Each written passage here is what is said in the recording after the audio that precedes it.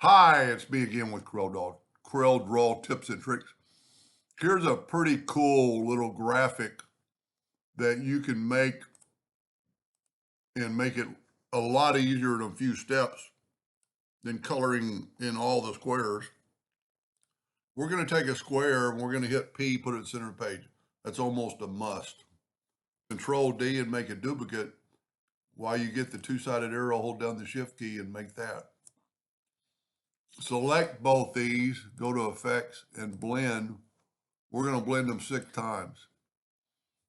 Take a 2-point line, make it pretty long and hit P. Control D and rotate it 15 degrees. And then Control D, Control D. I'm going to go ahead and go all the way around. We're not going to have to.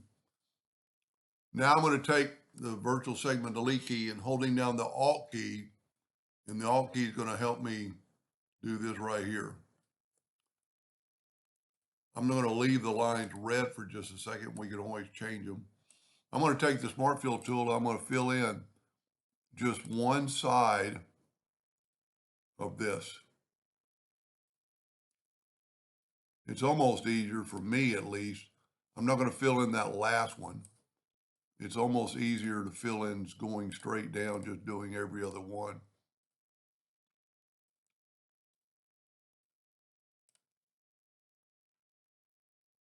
And I got them all. So I can take this and Control G to group it, Control D to duplicate it, Alternate C to rotate it from the center of the page and rotate it 90 degrees.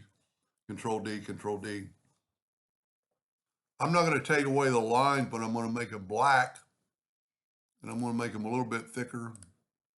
And then I'm going to take the virtual segment delete key and just delete those lines. And then you can do anything you want to with it and fill it in that in black. I should have made my one box a little bit smaller. And you could always change that, but that's pretty good right there. I don't know which way looks better.